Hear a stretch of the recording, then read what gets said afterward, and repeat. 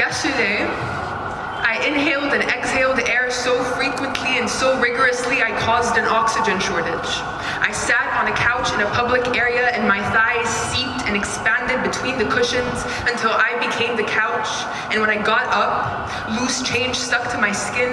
I retrieved my thighs and cradled them in my arms and took them with me. And when I went home, I fed them and then followed them to bed and some to them until they dozed off. The next morning, I left them splayed across my sheets, went to the bathroom, cried, thought of drowning myself in the sink, figured I wouldn't fit, so then went back and woke them up, a cup of coffee in one hand and a pair of shears in the other. Last night, as I was making my way through a shopping mall trying to stay close to my mother, I stumbled into an old friend of mine, and I could see them calculate how much the perimeters of my body had multiplied, how neglected skin-covered flesh was swallowing my waistband. I don't know why I did it. Maybe it was because I didn't want them to think that there was nothing left of me but body, or because I lack any sort of moderation whatsoever, but I removed every article of clothing that was hanging onto me, laced up the shoelaces of a pair of shoes I had outgrown since the 7th grade and ran. I jogged at first, but then I ran until I made it to the nearest highway, which was not near at all, and then stopped still and posed. The headlights of oncoming cars illuminating me perfectly again. I do not think moderation has introduced itself to me. This afternoon, I felt so suffocated by my body, I challenged it to a game of hide and seek, then stuffed myself under the mattress so that it would not find me. And I remember, I finished counting until 20, unveiled my eyes, but I could not find me. I raced through the halls, shoveled out every pore, and searched all the corners and all the crevices, but still, I could not find me.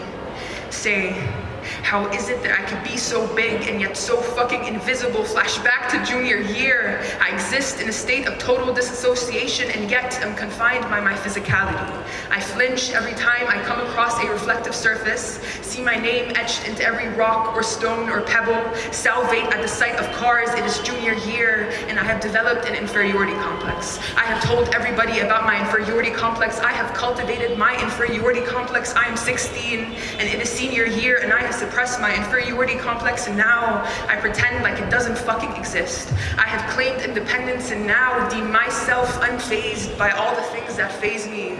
I now resent myself, quietly, have come to understand that everything is intertwined to result in me. A paradox in all of the ways that are not poetic, unsettled, in a state of existence in which I am too big to fit in the boxes that you hand me, yet too small to ever be enough for you. Unsettled, still to this day, a stranger in my own skin, an oddity, disoriented at the sight of me. Everything has intertwined to result in this, me. Unable to differentiate between self-love and self-tolerance, cannot define extremism, yet deflates mountains in the pursuit of finding a bed comfortable enough to sleep in. It is junior year. It is senior year, it is the 8th grade and the 7th, and now, and maybe not tomorrow, but probably tomorrow, and I have no idea where to go from here.